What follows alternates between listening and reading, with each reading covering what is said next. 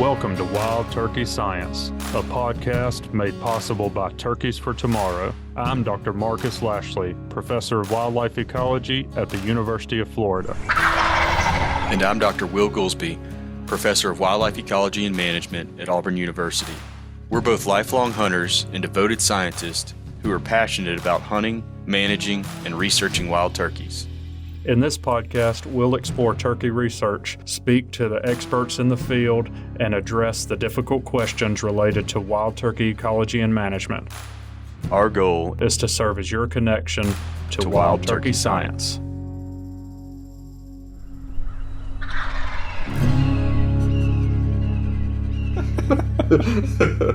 And I don't know if you've ever been to Oklahoma, but it's hot.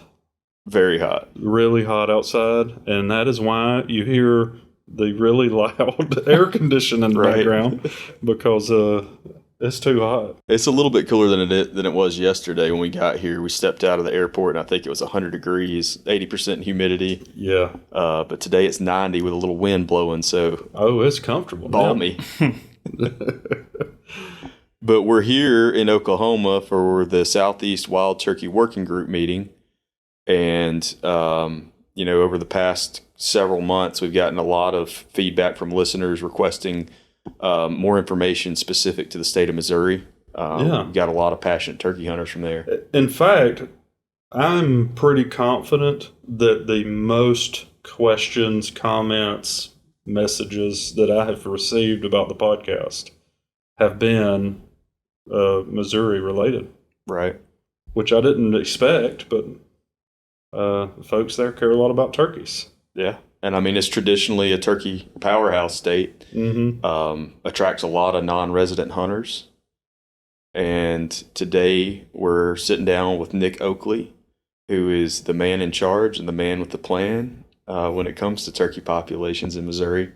And we're glad to have you on, Nick. Yeah, I really appreciate the opportunity to speak with you guys today. I'm really fortunate that Missourians are so passionate about turkeys. It makes my job challenging, certainly on some days, but pretty fun. And knowing that we're all, pulling the cart the same direction, I think is, it's something I'm really happy about. Well, my first question to you, would you like there to be more turkeys in Missouri? Because if your answer to that's yes, I think we're all on board with you. Yeah. More turkeys would never hurt. I don't get very many complaints about there not being enough or there being too many turkeys. Yeah. So, more is okay. Well, that's one of the things that we're talking about on the way up here is that there are some wildlife issues that do tend to be very contentious because the objective that a state agency biologist oftentimes has to work towards is not aligned with what the hunter wants. But in this case, your objectives are aligned with what hunters want. You want more turkeys. Mm-hmm. And something that's kind of been a theme of this meeting that has come up several times in the past 24 hours or so is that we may not all agree on how to get there, but we all agree that we need to figure it out. And we need to be working towards some answers and some solutions to what we're seeing in several states. Right. Yeah, this is my first meeting of the Southeast Wild Turkey Working Group, and it's really it's been exciting and eye-opening to see how much research is going on and see all the faces and put a lot of faces to names that I knew, and it's been it's invigorating, I guess. I'm going to apologize for putting a face to the name of Will. I'm going to go ahead and apologize on his behalf. Yeah. Accepted. Thanks for doing that so I didn't have to. Yeah. But I think that's one of the extreme value adds of coming to meetings like this one and several others that I've been participating in for a while now is that, you coming in, I think you just mentioned to us earlier that you've been in this position right at a year now. But this gives you the opportunity to pick the brains of some guys that have been doing it for 20 or even 30 years and learn, from their experience. Yeah. Well, and for the audience, I think Will and I have talked about, and especially if we get a request, we definitely will do this, but I think we're kind of leaning toward trying to give a podcast on what we learned here, but just a brief, comment on this kind of opportunity. We basically have the state agency, turkey coordinator, the researchers in multiple states that are involved in these projects, a whole bunch of staff with state agencies in various states that are tasked with managing the resource, and from basically all of the southeastern states. Yeah. We're all here together. We're getting to watch presentations about what's going on in some of these states, getting some interesting info on the research that's going on, what the questions are asking, what the data look like. So it's really a cool time, and I often take a moment to take that in. Like, how awesome is that we're getting to, breathe in all the information related to turkeys all at once. Like, it's a confluence of a lot of people that care a lot about turkeys. Yeah, I think oftentimes in our jobs, we're kind of on the day-to-day, we're siloed off, with the people that we work with in our state and the agencies that we work with in our state and the issues that we face there too. And so it's nice to come together and realize that a lot of the other folks are dealing with the same issues and trying to come up with solutions for them. It's refreshing and invigorating, like you said, Nick. Yeah. Well, one thing is it is at a nice casino. we are here in First Nation, and it's an awesome venue. Yep. But it is hard to keep Will off of the slot machines. So that's why he's sneaking out. I can hear the door opening and closing in the back of the room. I didn't know what was There's going on. a lot of bison themed games here. Have you noticed that? There's bison gold, bison silver, bison platinum. There was a buffalo on one of the $5 coins out there. I saw too. Yeah. Well, the fun part of it is there's not a clear path between our room and in the meeting area, so you have to walk amongst all the slots. And it's like this morning, 8 o'clock. We're traipsing over there to breakfast to get some coffee and a biscuit before we start the meeting, and there's people sitting at all the slots, and you're wondering, it's like, did they just wake up and brush their teeth and start rolling the dice, or have they been here all night? Half and half. The world may never know. It's like shifts. Some of them are all-nighters, and some of them are early birds. I wonder if there is like a shift change in patrons. That's funny. Well, I guess we can start talking turkeys a little bit. Yeah. Like we said, I mean, we've gotten so much feedback. A lot of people are very interested in what's going on in Missouri from multiple perspectives. I know that you're working with some other folks on some research, and maybe you can give us a little bit about that. But I think to start, maybe you could just give us kind of an overview of what the status of turkeys looks like, and whatever data, at the state level that you're using to make those assessments. Yeah, so Missouri, I think, is much like many of the other states in the Southwest that we see, in the early 50s. We're starting to move birds around. The population at that point is pretty low, thousands of birds.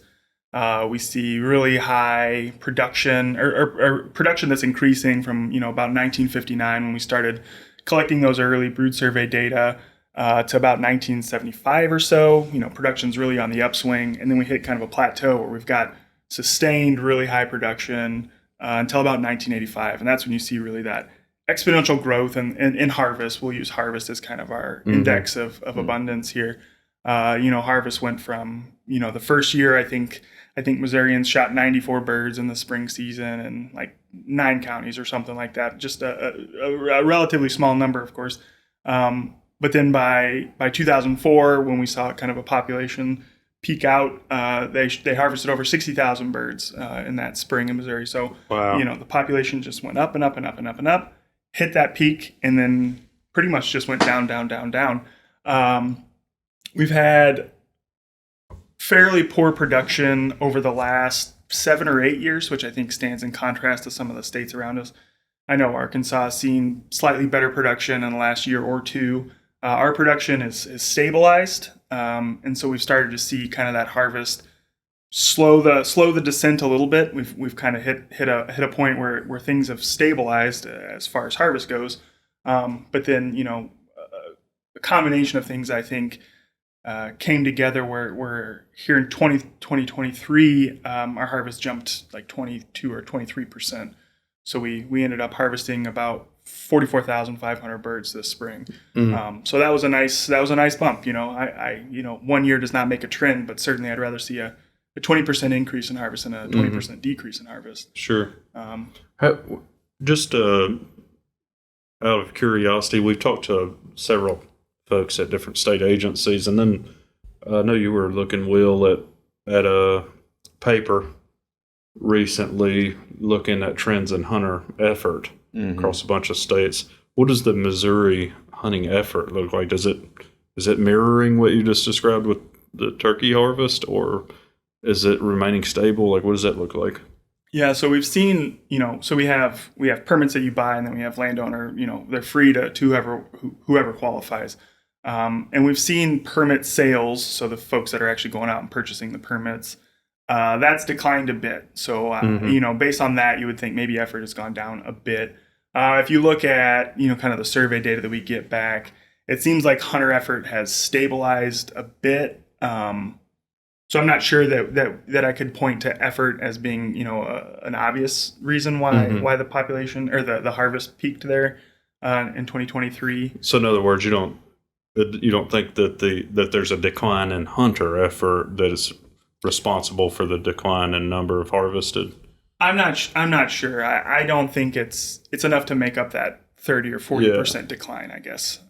Certainly we've seen from the peak. Right. Yeah, we've seen fewer hunters certainly, but it's a smaller percentage than the decline. Yeah. I get that question all the time. They're like, "Hey, do you know that we're not seeing as many turkeys?" And I'm like, "Yeah, the data support that. Yeah. I'm with you." And that's a good spot to start, because so many times people think that that I'm oblivious to it, or maybe that I'm new coming into the position and I'm not aware. I see it in the data. The production supports that. The harvest supports that.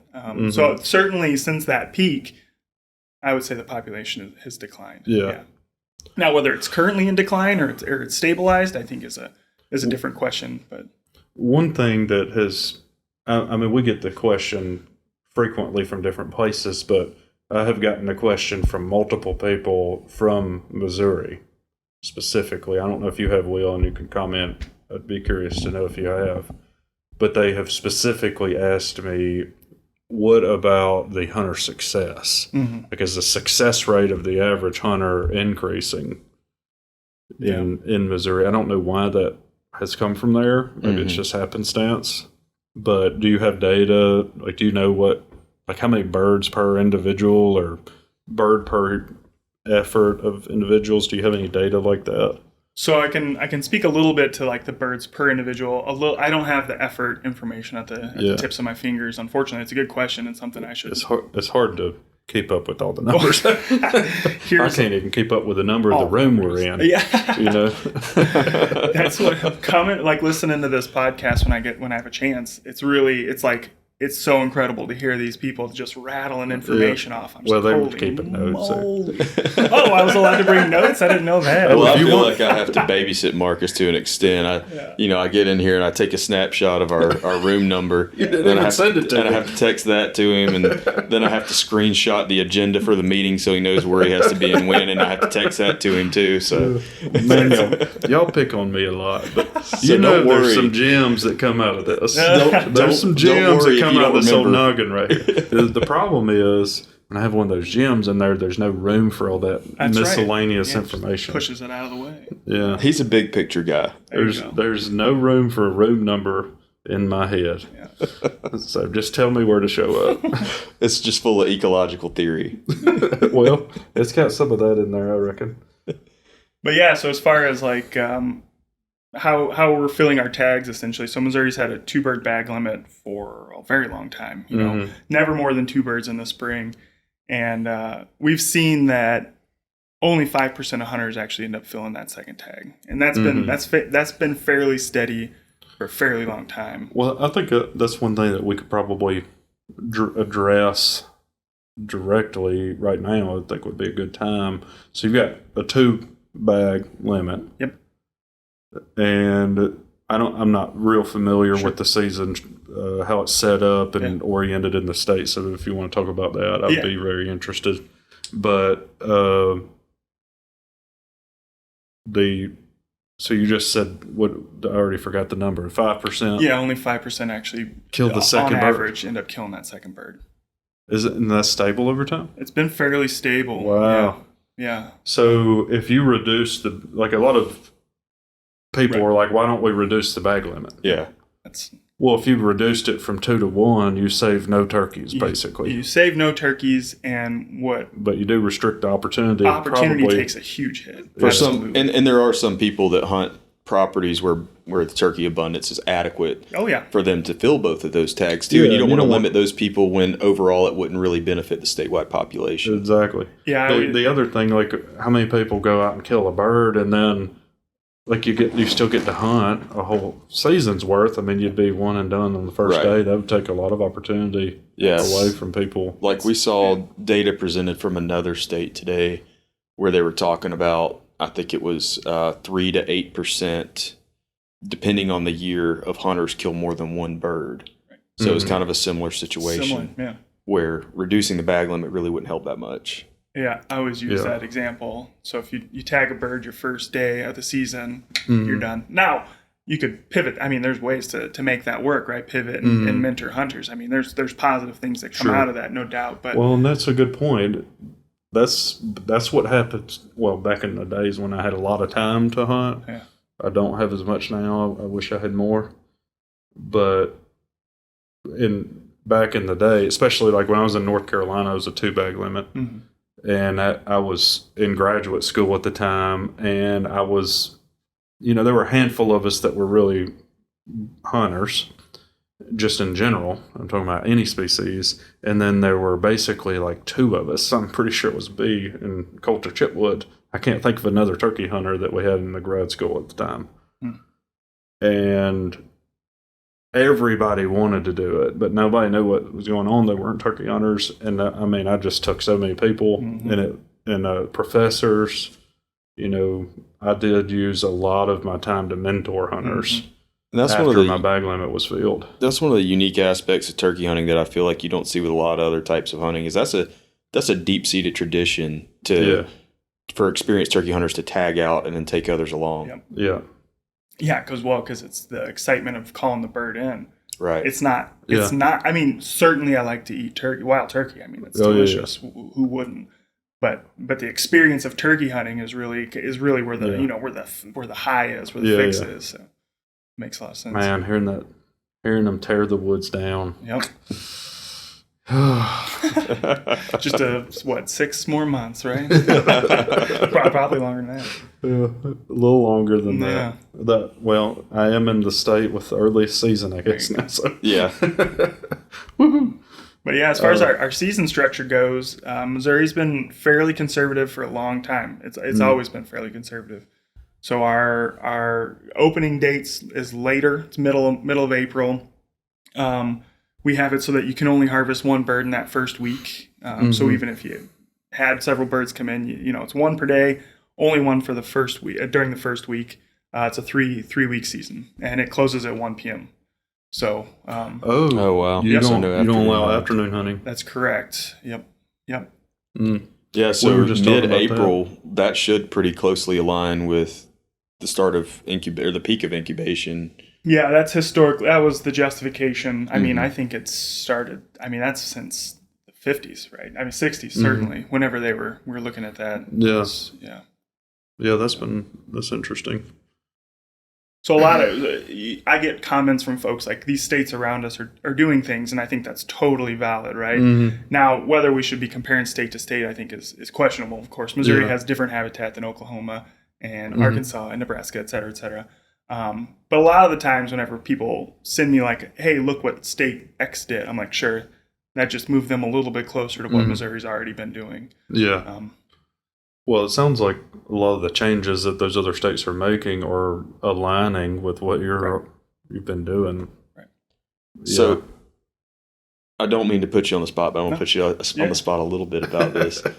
And I think this is really a positive for Missouri's turkey management program is that depending on how you view it. But a lot of states are trying to make regulation change to more closely align with the model that you guys already have in place. But it sounds like, y'all's numbers are still way down from the peak. So where do you go from there? Right. I'm sure this is a question you've thought about a lot. Yeah. So, can we regulate our way out of this? Right. And I'm not sure, right? Harvesting males during the spring from elect mating species. And we already try and limit that pressure at the front end with the single bird in the first week. Mm-hmm. I'm not sure. I'm not sure that. Oh, so you even in the first week, you only can harvest one of your two? Correct. Yeah, they're not starting till peak in incubation. They're limiting harvest early on during that period. That's right. Even though that period is already conservative, they're limiting harvest during it. No afternoon hunting. Yep. No baiting turkeys. Definitely no baiting turkeys. Yep. What else am I missing? Decoys. Y'all, what's that? Decoys is the only other hot topic. Yeah. Yeah, no, I don't know that we have any regulations on decoys or reaping or fanning or anything like that. TSS is allowed, of course. Sure. You can't use a rifle. Yeah. No, you're right. Right. So, can we regulate our way There through are places you can use a rifle. Oh, certainly. Absolutely. What about hen harvest? So, hen harvest in the spring, we allowed bearded birds. Right. So, they shoot about 500 get checked a year. And that's remarkably stable. Going back when we're shooting 60,000 birds in the spring, about 500 bearded hens. 35,000 birds in the spring, about 500 bearded hens. It's surprisingly How stable. is it not tracking with the population? Unclear. Yeah. There's only 500 people I out think there there's about 500 dudes out there I'm going for that. with their fudge fingers when they're typing it in. Oh yeah. I mean, it's hard to avoid that. I mean, there are outliers from data entry It's probably errors, but go ahead. I was just being facetious. I don't think that's what it is, but it is puzzling how that would hold. Why would that be stable? I can't think of a reason. It does. I know. I looked at it. I was like, surely not. I mean, plus or minus 100 birds, perhaps. Yeah. But I mean, even with that variation, sure. it's still remarkably stable. Yeah. That's cool. But certainly, so we have perhaps a far more liberal fall season than other states. In Missouri, you can harvest turkeys any sex with an archery from early mid-September to mid-January, right? So it corresponds with our archery season, and you get your turkey permits right along with your archery deer permits. So when you buy archery permits, you just get 2 turkeys along with your 2 deer permits. And then we also have a shotgun season that runs through the month of April, and you can also harvest 2 birds under that permit, also any sex. So, looking at our fall harvest and reminding ourselves that the spring harvest peaked in the mid-2000s. We saw production start to decline in the mid-'80s, late 80s. Our peak in our fall harvest was in 1987. And it was 25,000 birds back then. So wow. a significant fall harvest. Last year... the fall harvest was 25,000? That's right. Wow. Actually, it might have been 28,000. That's going to be mostly hens and jakes. So, yeah. Interesting. Wait, what year did you say? 1987. Oh, okay. Yep. Since then, it's declined. I mean, just steady, not quite precipitous, but fairly steady and severe decline. So, fall of 2022, we harvested 4,500 birds in the spring. So, or excuse me, in the fall. So, fairly significant decline there. You had something I was gonna follow up with. I may have, but I forgot it too. He actually fell asleep. That's an indictment on me, I think. He was snoring. No, he's in that comfortable bed. That's true. Will's laying in the bed right now. Yeah. Would you like me to tuck you in? Because I'm not good to do that. I don't know. I'm in your bed and I've got these sweaty socks on. So. Oh, man. Oh, yeah. So you asked about the majority of the fall harvest being females and jakes. And that's true. So historically, if you look back, it's about 60% of the harvest was female, was checked as female versus 40% as male. We've actually started a project just recently. We're coming into the second year where essentially we truth that data for people who are prepared to send us a sample. I won't get into the specifics because I don't want to bias the sample too much. but it's almost inverse, right? So now whenever we're able to accurately identify the age and sex of those birds, it's more like 60% male, 40% female. Some kind of interesting tidbits, and these are all real preliminary, so I expect them to change. But the most commonly misidentified was a young of the year male, so a young Jake. Most often that bird was telechecked as an adult female. And then juvenile hens just seems to be kind of the catch-all. So if you're not sure if it doesn't have a beard, call it a juvenile hen. I think we had 80 or 90 of those samples submitted, and only 30 actually were juvenile hens. So there's some discrepancy there. Again, when we're talking about the numbers we're talking about now, we're 4,500 birds.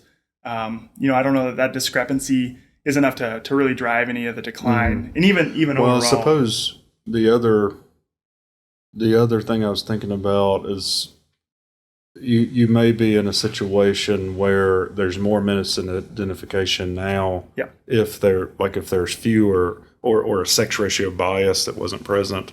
If people just don't know, then now that if there's a bias sex ratio, then you could have a bias in the way you're perceiving it, I guess. But the main thing I was trying to work out the math, and our audience knows that I'm not very good at math. But the best I could put together when I was trying to run the numbers in my head that you were just saying. So let's say you're over the last several years, you're averaging about 5,000 or so birds, half of them roughly hens, and so that's 2,500 in the fall. You just said 500 bearded hens in the spring, so 3,000 a year statewide. Yep. Out of how many total between the two? So that, if we were to use 2020 plus 2023 spring, that would be almost 50,000 birds. Okay. Yeah, approaching that. And again, so last year last spring was a bump, but. So 5 or 6% hen harvest. Okay. Yeah, but and so we use those numbers because that's what we have, right? Those are telecheck data. That's the information we have. The research that we have as far as harvest rates, so we're removing birds from a marked population, and we're getting, some of those are backpacked birds, some of those are just banded birds. Back in the 80s, whenever Van Gelder and Krzyzewski were doing their work, they found about, I just spoke with those guys this weekend, or this last week, actually. I hope they didn't hear the way that Will tried to pronounce his name. Oh, no. Well, that's how it's done for everyone. We haven't released that one. We may have to do a little voiceover there. Could you say it again? Like really close into the mic. Maybe we'll get Charlotte to just splice in Nick's voice saying Krzyzewski. Because the Alabama in me comes out strong when I say that one. Man. You got to talk to those guys last week? Yeah. Yep. Cool. They're still around. They're in Columbia. I went to the University of Missouri. They taught the wildlife techniques class that I took. Oh, that's awesome. It was pretty cool. We need to try to get them on the air. Yeah. Yes, yeah. Passionate, still very passionate turkey hunters and land managers. That's a lot of legacy knowledge. And maybe our audience. That's tremendous that you have access to that resource. Yeah. Very lucky. Well, Will and I have been talking about different things that we want to do, and a lot of that's driven by our audience, and maybe they'll give us some feedback if I say this on the air now, but one of the ideas that we had was to try to get some of this previous generation legacy of turkey research and turkey biology, turkey restocking. We have a bunch of people still around that, are the legacy, the reason that we have turkeys, and a lot of the knowledge base that we have came from these people. Yeah. So that would be awesome. Because that's definitely a name that would be on that list. Mm-hmm. So while we're sidetracked, I ran some numbers. You know how I like to do that. He's over there. I thought he was text messaging. He's tucked in my bed. So you said about 3,000 hens on average a year, right? Yeah. Was that the number? That'd be so that's 0.04 hens per square mile being harvested across the state. In Alabama's or Missouri's? In square miles, Marcus. Oh. No, when you calculated how many per square mile, you had to put in some number of square miles. Yeah. Missouri is 69,000 square miles approximately. Oh, okay. Yeah, and a lot of that's actually good turkey habitat too. We don't have many regions of the state that don't support turkeys. Yeah. Well, that kind of circles around to another question that I had and I didn't ask. so those population trends that you're seeing, is that pretty much, or do you have the data to know, is that ubiquitous in space across the state, or are there places that are doing different things? Yeah, so generally when I'm thinking about the state, we've got it broken down into nine turkey productivity regions is kind of how we work. But more or less, if we're taking a coarse look at it, north of the Missouri River saw probably stronger decline than south of the Missouri River. And so that's characterized by kind of a incised environment where there's wooded draws and things like that, a fair bit of ag, tends to be a little flatter than, of course, southern Missouri, which is the Ozarks. The Ozarks didn't see quite the dip after 2004, but they've seen a stronger dip more recently. So I think production in the Ozarks since like 2016 has been I don't know about much worse, but it's definitely been worse in other parts of the state. So there is some variation across the state for sure.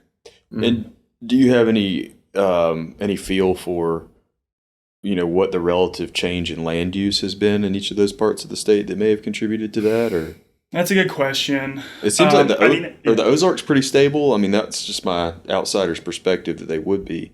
Pretty stable. Yeah. And just a lot of mature hardwood forest. It's a lot of overstocked hardwood forest. Yeah, I don't have a good feel for it. And it was... Certainly, if you go back decades, there's been a lot of afforestation since then. That's right.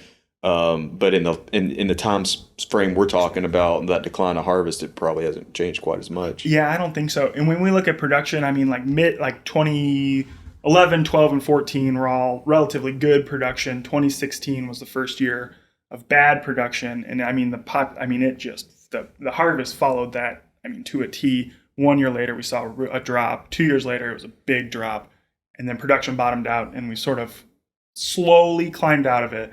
I like to say, like, production's not good, but it is better and a little more stable than it was, 7 or 8 years ago. And so what number are you guys hovering around usually? One poult per hen is kind of our 5-year average. I will say that our brood survey's gone back since 1959. We're one of the real early adopters. I knew that y'all had really good data on your quail surveys and stuff like that. And have gone back a long time. For sure. And it's a huge sample size. I mean, I think last spring we laid eyes on 70,000 turkeys. I mean, just an enormous data set, which is really cool. And it's something that Missourians, obviously, again, they're passionate. You've heard from them. They're interested in this. Yeah, who participates in that? It's anyone who would like to. Okay. So it used to be a male-only survey. Last year was the first year where we had an online version. We still have a lot of folks that really prefer the mail survey because they put it on the dash of their truck, and when they're driving around, they're filling it out. Hopefully when they're parked, but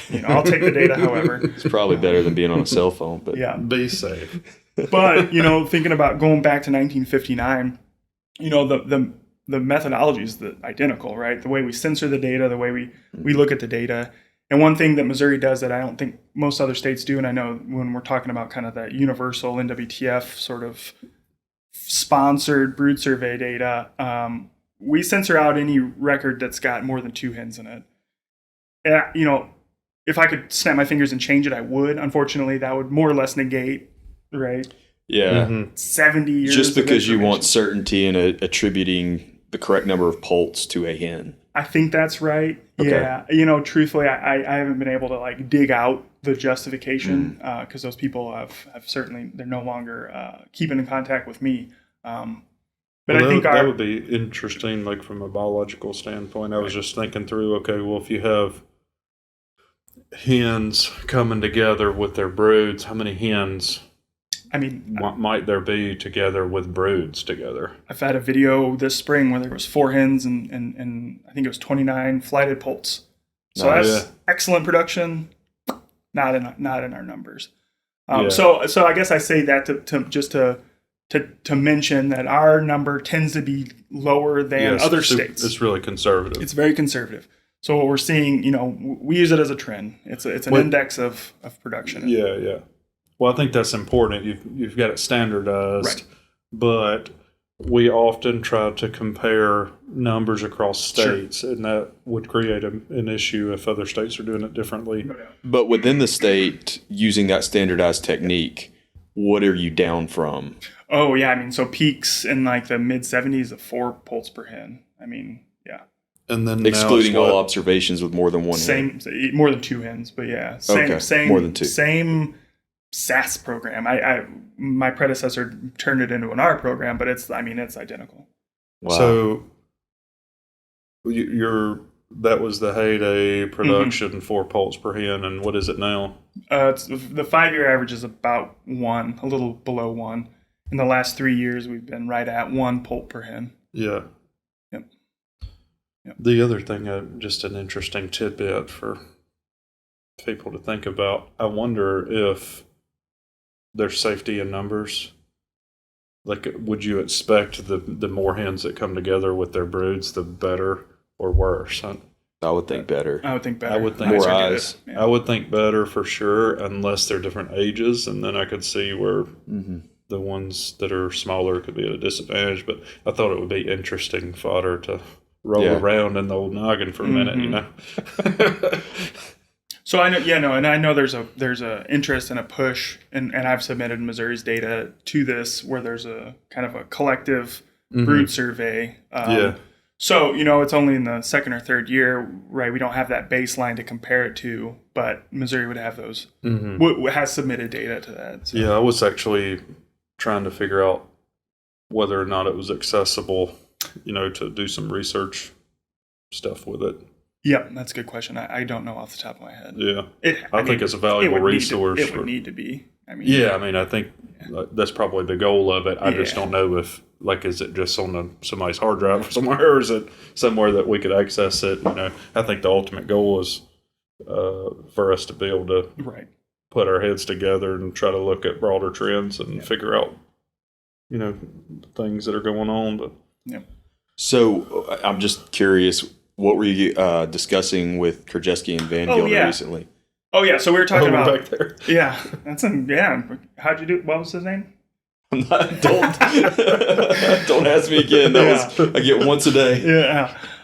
So we were at that point, we were talking about hen harvest and looking at raw numbers, right? That's one way to think about it. But we've also done enough research in Missouri that we have kind of an estimate of the harvest rate, which is, the number of birds removed from a known or tagged population. And so Van Gelder and Krajewski had about a 4.4% hen harvest rate during the mid 80s, right? So that's the point where we're harvesting 25,000 birds a fall, right? And so that's still pretty low. I think now at that point, I think I'm not sure if they came up with the 10% as kind of the benchmark, or if it was someone else and they cited it.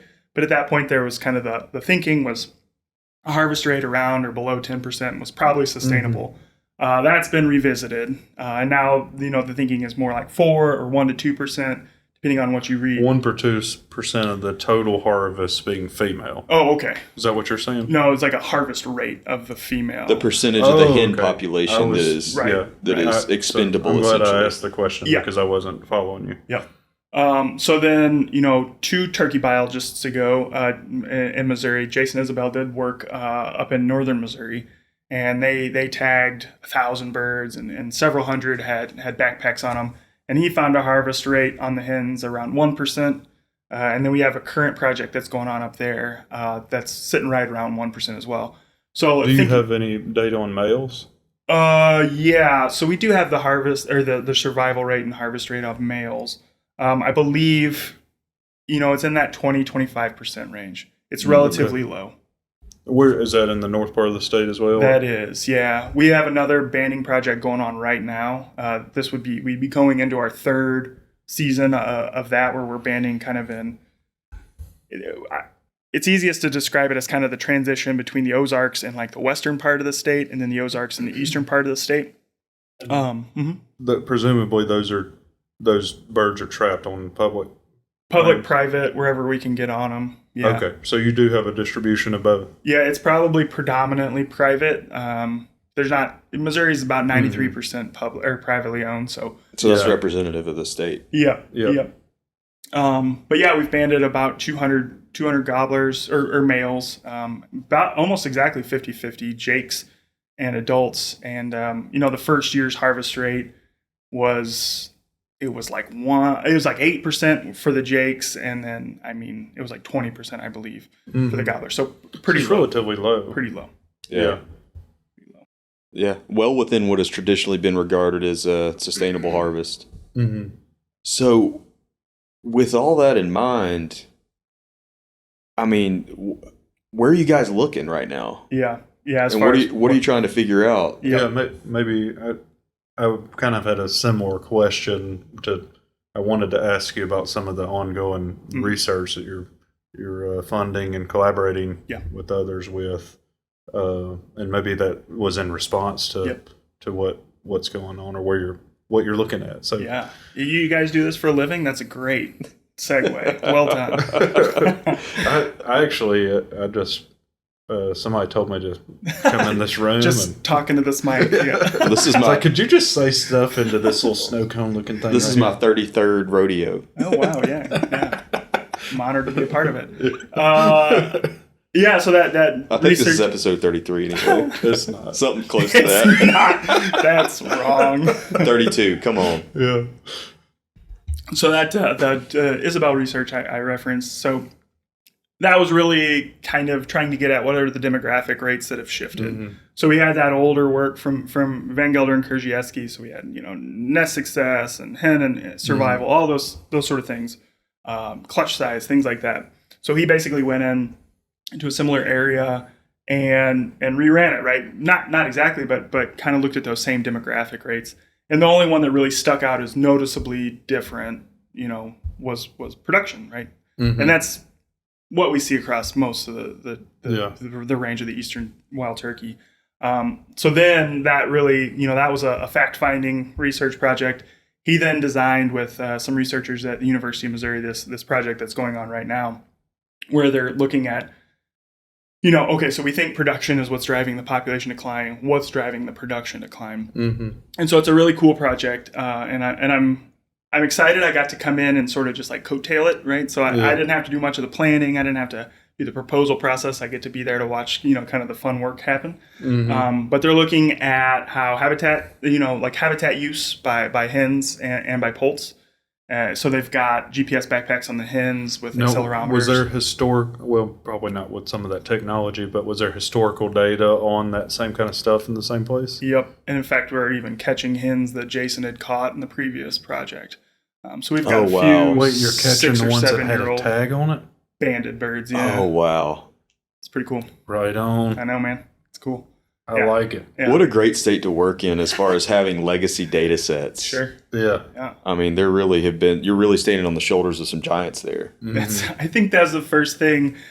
The first NWTF meeting I went to, I think Adam Butler came up, shook my hand, and he goes, "You better live up to it. Missouri's always had really good turkey biologists," or something to that effect. I was like, "Oh, that's a very Adam thing to say." I was just like, he likes to put the pressure on you. Yeah. Well, see if the Alabama brain kicks in. Well, you know what it is. It's misery loves company because he has a lot of pressure on him in Mississippi too. So there's no question you guys are asking for it. Taking a position like that. Yeah. I guess we are too. Yeah. So this project's looking at, habitat use at the micro and macro scale, within, the standard, take the measurements within, 10 meters of the nest or where we know we have poults on the landscape, that sort of thing. And then also at the kind of the landscape scale, they're putting out a whole bunch of weather stations so we can actually use, really fine scale weather data to look to see if that matters, which I think is something that surprised me was lacking. Yeah, we've talked with some other folks about that being a major problem in some research projects because if you pull from a weather station, like some of these really localized severe weather events have the ability to affect production, but it's hard to track that. Absolutely. Well, we've also talked with, I don't know if we did on the air or not, but I know we talked with a few people about it. I think we talked with Chris Mormon about it. Yes, he was the one that brought it up. Talking about the scale at which to measure things. And then I remember one of those things that came to mind when he was talking about measuring at a finer scale. It's like, well, if you look at the patterns across latitudes, we seem to have similar patterns in different states, even though they're doing everything potentially completely differently from one another. Like their season structures and all this stuff is different about the landscape, but then the pattern of ups and downs and productivity, in particular, and the population seem to be synchronized. Yep. And it brings me to this question, like, well, what about broad scale patterns and weather? Yep. Immediately, like, I can't think. I don't have a whole bunch of hypotheses on why it would be synchronized like that if it wasn't some sort of weather pattern thing. Mm-hmm. So, that's one of the things I'm excited to kind of dig into. I assume weather is one of those things where, like, if weather's normal or average, then it doesn't have a big effect. But if it's extreme, then it's potentially, the effect. Yeah. So that'll be kind of cool to kind of tease apart. There's also a predator component. So they're marking, they're doing a mark recapture on the kind of the smaller nest mesopredators, skunks, possums, and raccoons. And they're doing that across sort of a gradient of habitat types. So, if we have a habitat type X, we can kind of estimate that there's a raccoon density of so many raccoons per acre. And then we see how hens use the landscape with those GPS packs. And of course, correlate it with success rates. Yep, that sort of thing. And then the final thing that they're looking at, it's a big project, is insect abundance and diversity. So they're taking a bunch of insect plots where there's known poult locations and then at random across the landscape. That's and cool. just trying to tie that all in. I'm wanting to do some of that kind of work as well. Yeah. And I may have missed it. Did you say they were tagging poults too? They are tagging poults, yeah. So we have this will be the third year that we've gone in and try and tag poults. The first year was almost a total bust. I think they tagged one poult. We started using infrared or thermals to come in and find the hen, early in the morning, and the success went way up. So last year they tagged 30, and they're well on their way to getting at least that many this year. It seems like that's amazing, because we've talked about it several times on this podcast that poults are really just kind of a black box right now. We have so little data. Yeah, we really have lots of questions that need addressed.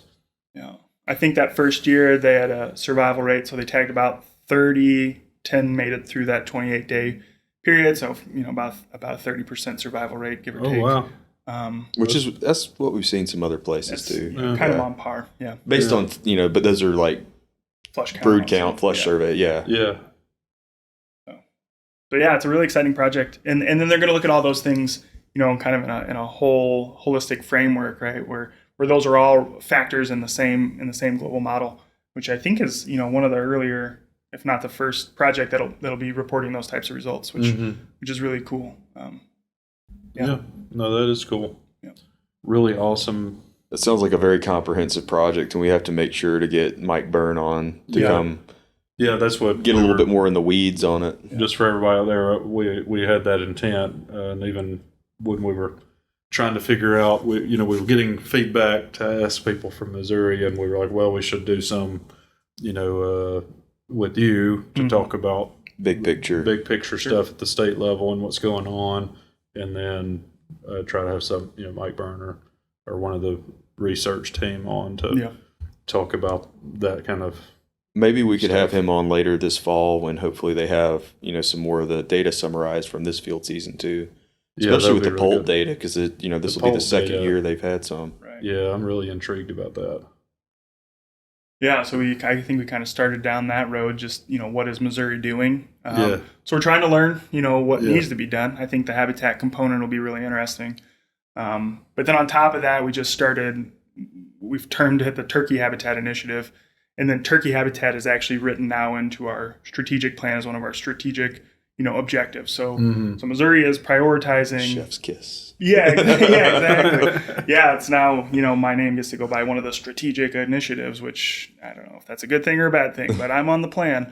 It's really good. It's clearly a priority for our agency. It's a really enthusiastic group of folks that, enjoy the opportunity they have to hunt turkeys in Missouri, and certainly we want to do everything we can to kind of maintain that, that tradition. No, that's really cool. One of the things we've talked about it a few times, but when Will and I were trying to conceptualize what this thing was going to look like, the podcast, one of the things that I heard fairly commonly, and I think we both agreed that would be really important, is to have people like yourself on to get, not just to give people an update, but also to let them know that, like, all of it sounds like you've got a whole bunch of people that really care about turkeys. Yeah. They all want more turkeys, just like the folks in the audience want more turkeys. And you are getting data and trying to assess what's going on with populations, and then using that to come up with comprehensive research plans to figure out answers, and then you're building it into your plan on how to move forward. I mean, that to me is really refreshing. Yeah. I think to a lot of people to hear, and if we're doing it in a lot of places, like the people that, the listeners, I think we have at least 6 in Missouri. All of them email us just about every day. But, I mean, I think that is one thing that our audience has reflected on, that they really appreciate, to, get to know what's going on in their own state, their own backyard. Yeah. So it sounds like you guys have just got a bunch of cool stuff going on. That's really awesome. We're trying. Yeah. Yeah. And I'd be remiss if I didn't mention, we have a Turkey Habitat Initiative coordinator, Megan Duffy Yates, who's going to be hopefully the face of the thing, right? Because no one needs to see more of this. Yeah. We'll have her on when we have the YouTube. Yeah, exactly. But she's really quarterbacking it for sure. Yeah. Will was like, "Are we going to record the video on this?" And I was like, "Let's hold off, Will." Well, I'd have had to put a shirt on then. It depends on what kind of audience you're looking for, I suppose. When in Oklahoma. Oh, man. Well, is there anything else you'd like to share, Nick? No, so, we got our brood surveys going on right now. I'm not sure how quickly these get turned around, but please do participate. Increase participation. That's what I was going to ask. We can always use more information. So it's on go. How do people... Yeah, you can just Google the MDC brood survey, and it'll take you right to the page where you need to. Yeah. You'd have the opportunity to sign up for regular emails about it. You can download a paper copy of the brood survey form that you can jot down, or you can just submit your observations right there. This is something that you just reminded me that I talked to Will about, and we didn't do it on the last episode, and I meant to. But with something you said earlier, that is a standardized survey now across a whole bunch of states. So wherever you're listening, even if you're not from Missouri, there's probably a brood survey active right now for you to fill out wherever you're at, and we need that data. It's critical for all this stuff. And if the people are, I think, our audience, they all know that that's important information, and, make sure that you're keeping it on the truck dash or whatever, however you're doing your thing in your place. But those are all active right now, and that data is so informative, and especially at the kind of scale, like we can answer questions that we can't any other way, and it's relying on the hunting community or people just driving around. That's most hunting community that go that far. But the other thing to be said is make sure everybody knows about it. Right. Yeah, and it's not only the state agency that uses those data, but also a lot of times us as researchers in our home state or even across multiple states will put in a request to pull those data when a question comes up related to like what Marcus was talking about earlier, those large scale weather patterns. And we can start to hopefully chip away at some questions that we have related to things like that. Exactly. Once these data sets amass over years and years. So super important and valuable. Yeah, I can't stress that enough. So folks out there, if you haven't been keeping up with the brood survey, pause it really quick. You won't miss much. And go get a hold of the one local to you, because we need all of them we can get. Tell your hunting club buddies or whatever. Cool. We definitely need to promote that more. Y'all ready to go eat some jambalaya? I'm ready. When I was growing up, we called it jambalaya. I would have said jambalaya. It's spelled jambalaya. It is. but then again, I can't spell it.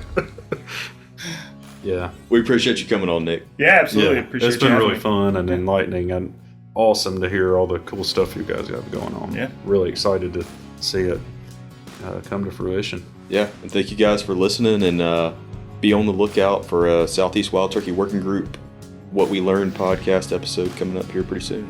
Yeah.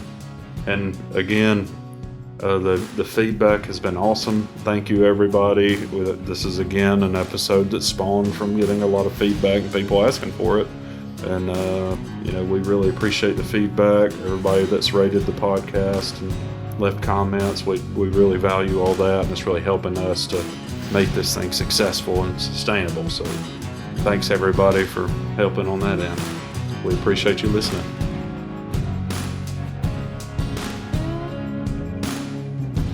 Wild Turkey Science is part of the Natural Resources University podcast network and is made possible by Turkeys for Tomorrow, a grassroots organization dedicated to the wild turkey. To learn more about TFT, check out turkeysfortomorrow.org.